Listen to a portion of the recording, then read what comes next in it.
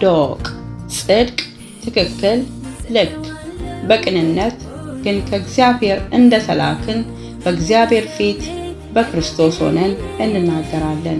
ሁለተኛ ቆሮንቶስ ምዕራፍ 2 ቁጥር 17። በሳዶቅ የተለያዩ ርዕሶች ትምህርትና ስብከት ይተላለፋሉ። ከተጠቀማችሁ ሰብስክራይብ አድርጋችሁ ተከተሉ። በጣም ከተጠቀማችሁ ለወዳጆቻችሁ ሼር አድርጉት። ሳዶቅ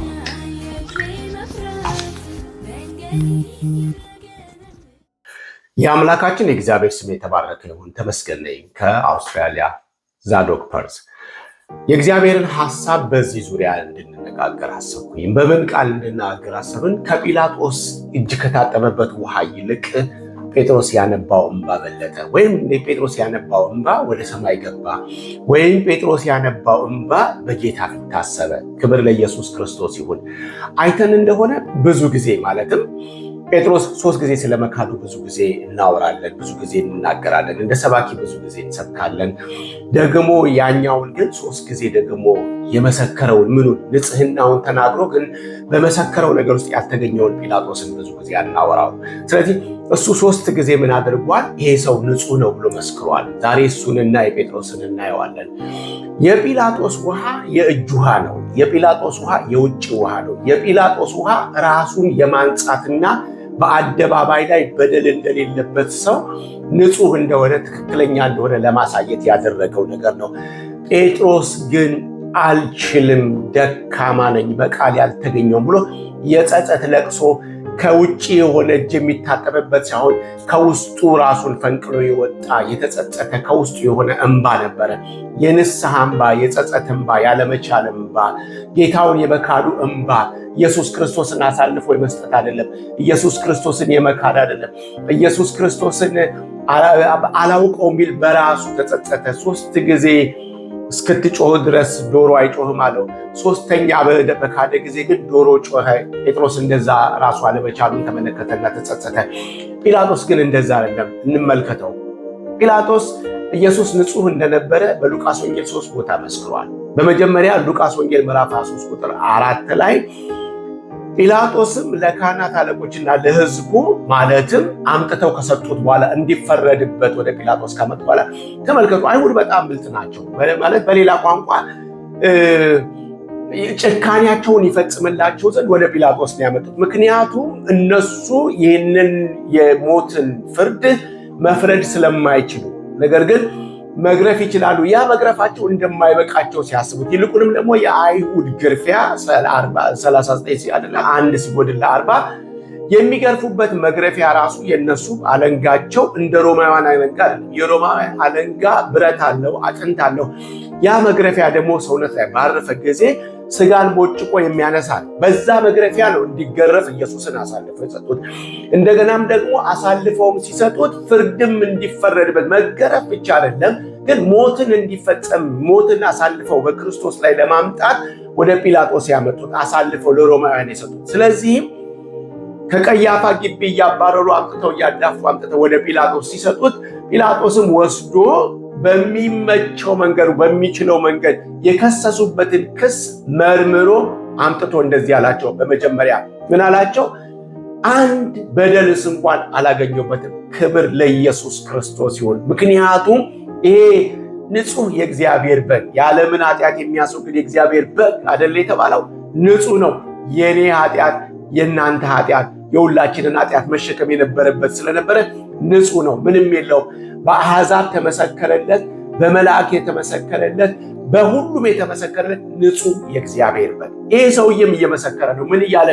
ንጹህ ነው፣ አንድስ እንኳን በደል አላገኘሁበትም። ከዚህ ንጽህናውን ከተናገረው ቋንቋና ቃላት ጋር አብሮ አልቆመም፣ እስከ መጨረሻው አልሄደም እንጂ ስቲል ኢየሱስ ክርስቶስ ምንም በደል የለበትም። ኢየሱስ ክርስቶስ ለዘላለም ስሙ የተባረከ ነው። ስለዚህ ምንም አላገኘሁበትም አላቸው። ስለዚህ በፍጹም እንድትለቀው አንፈልግም። ይህ ሰው ከገሊላ ጀምሮ በኢየሩሳሌም፣ በይሁዳ በጠቅላላ ምን ሲያደርግ ነበረ?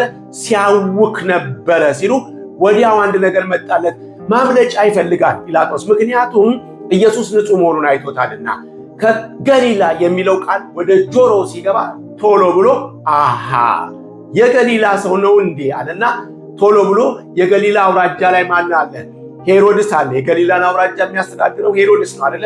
በዛ ጊዜ ደግሞ ፋሲካ ስለደረሰ ሄሮድስ ወዴት መጥቷል? ወደ ኢየሩሳሌም መጥቷል። ይሄ ስላስደሰተው እንግዲያውስ ሄሮድስ ደግሞ ጉዳይ ሊመልከተው ብሎ ከራሱ ለመገላገል ወደ ሄሮድስ ላከው። ስለዚህ በሄሮድስ ዘንድም ሄዶ ሄሮድስ ደግሞ ከብዙ ጊዜ ጀምሮ ሊያየው ይናፍቀው ነበርና ሲመለከተው በፊቱ ታምር እንዲያደርግ ፈልጎ ነበረ። ግን ምንም ታምር እንደማያደርግ ሲመለከተው ተዘባብቶበት፣ ስቆበት፣ ንጉሥ ብሎ ቀልዶበት ልብስ አልብሶ መለሰው። ስለዚህም ተመልሶ ሲመጣ አይ ቲንክ ጲላጦስ ያዘረ ይመስላል። ምክንያቱም እሱ ምን እንዳደረግ ንጽህናውን እያወቀ እጁን ማስገባት ስላልፈለገ እዛው እንዲጨርስለት ፈልጎ ነበር። ነገር ግን ተመልሶ መጣ። ስለዚህ ህዝቡን ጠርቶ እንደዚህ አለ። በሉቃስ ወንጌል ምዕራፍ 23 ከ14 እስከ 15 እንደገና እንደዚህ አለ።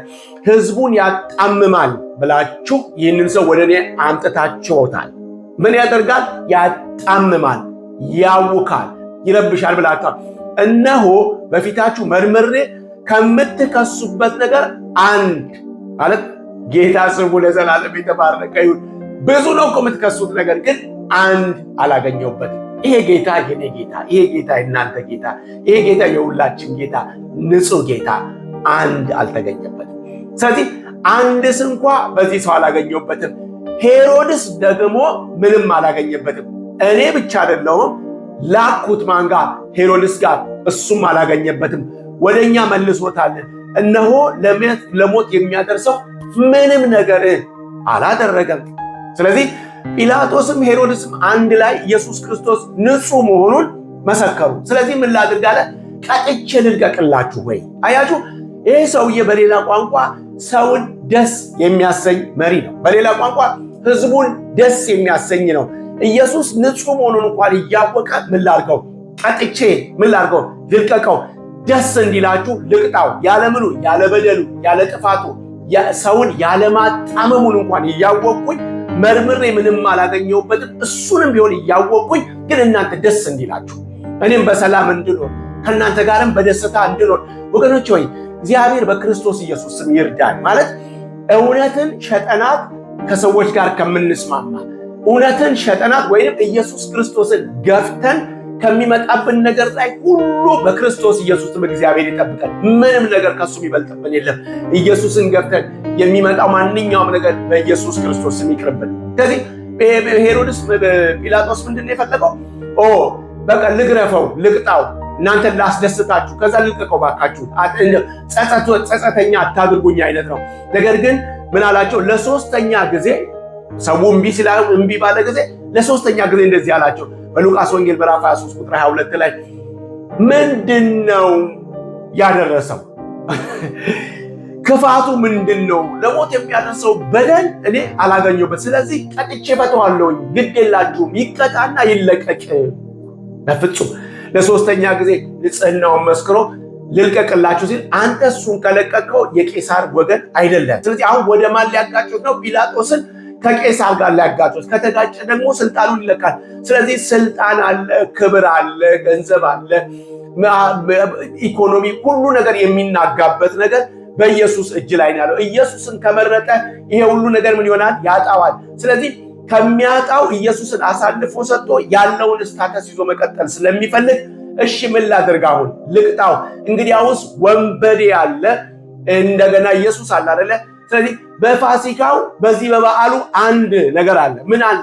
በዚህ በበዓል ላይ አንድ ሰው ይፈታላችኋልና ስለዚህ ልፍታላችሁ፣ ልልቀቅላችሁ እሱን ሲላቸው ኖ እሱን አትለቀውም፣ ወንበዴው ይለቀቅልናል።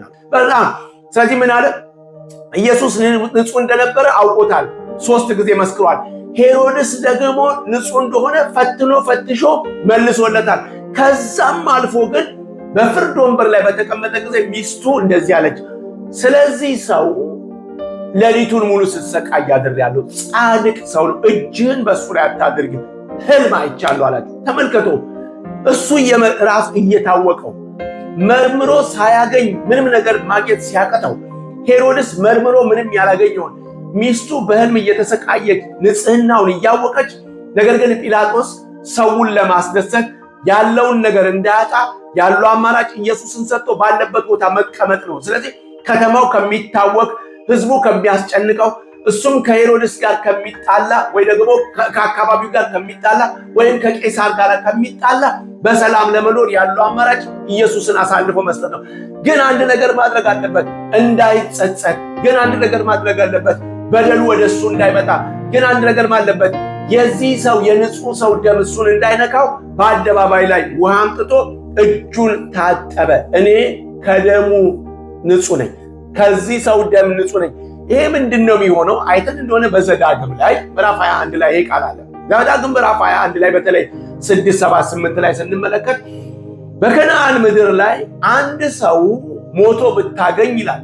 አንድ ሰው ሞቶ ብታገኝ ያንን ሰው የገደለው ሰው ባይገኝ ምን ይደረግ? ካህናቶች ይምጡና ያ ሰውዬ የሞተበት አቅራቢያ ላይ የሚገኝ አንድ ጊደር ያምጡና ጊደሩን ደግሞ ምን ያድርጉ? አንገቱን ይስበሩ ወይም ይረዱ፣ በሸለቆ ቦታ ላይ ይረዱና ከዛ ሰዎችም የዚህ ሰውዬ ደም በእኛ ላይ የለም፣ እኛ አልገደልነውም ብለው ካህናቶቹ እጃቸውን ይታጠቡ። የእውነትም ስላልገደሉት ነው እኮ፣ ማን እንደገደለው ስለማይታወቅ እጃቸውን ይታጠቡ።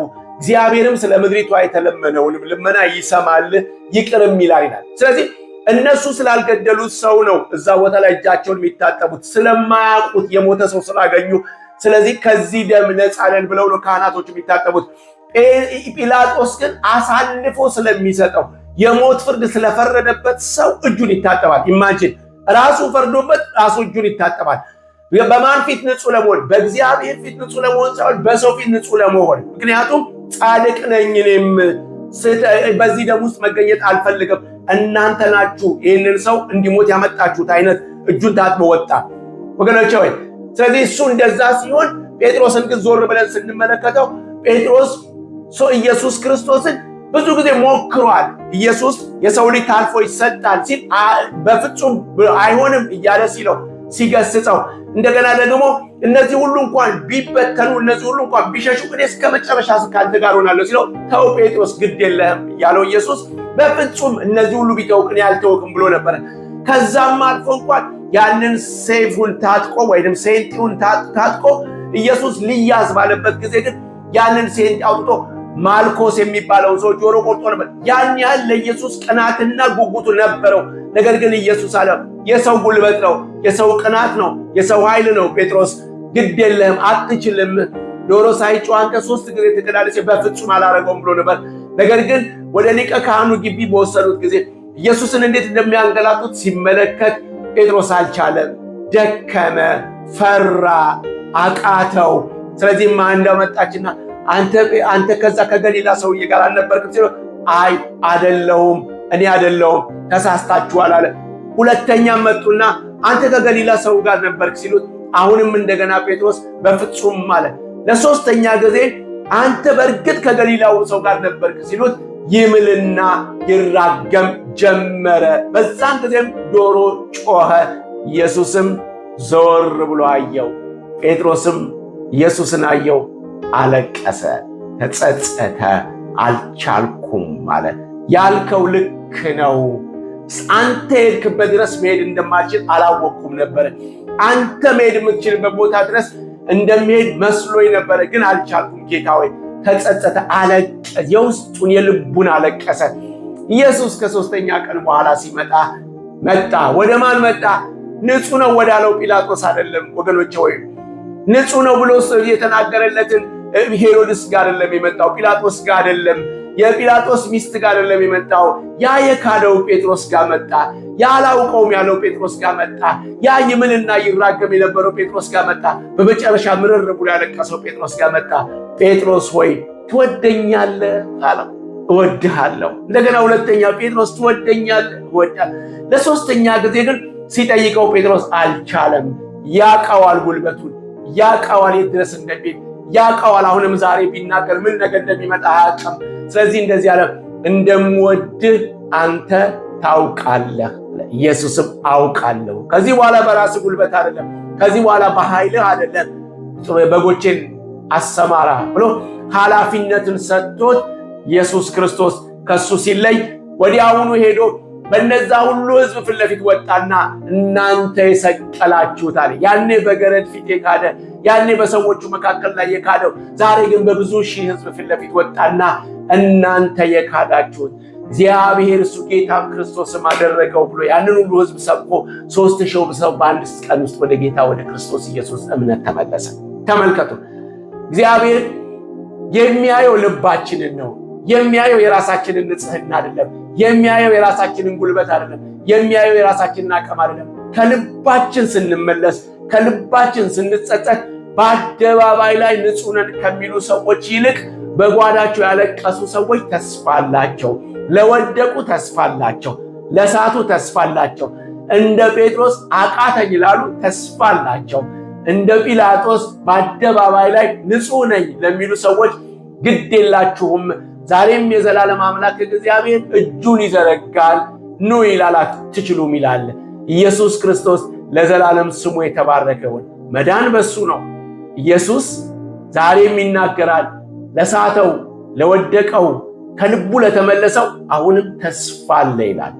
ከጲላጦስ እጁን ከታጠበበት ውሃ ይልቅ የጴጥሮስ እንባ ወደ ሰማይ ገባ።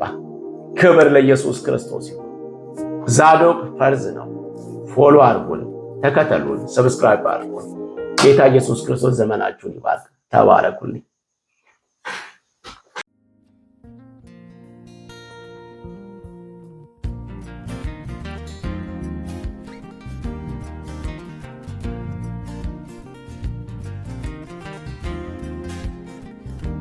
ዛዶቅ ጽድቅ፣ ትክክል፣ ልክ፣ በቅንነት ግን ከእግዚአብሔር እንደተላክን በእግዚአብሔር ፊት በክርስቶስ ሆነን እንናገራለን። ሁለተኛ ቆሮንቶስ ምዕራፍ 2 ቁጥር 17። በሳዶቅ የተለያዩ ርዕሶች ትምህርትና ስብከት ይተላለፋሉ። ከተጠቀማችሁ ሰብስክራይብ አድርጋችሁ ተከተሉ። በጣም ከተጠቀማችሁ ለወዳጆቻችሁ ሼር አድርጉት። ሳዶቅ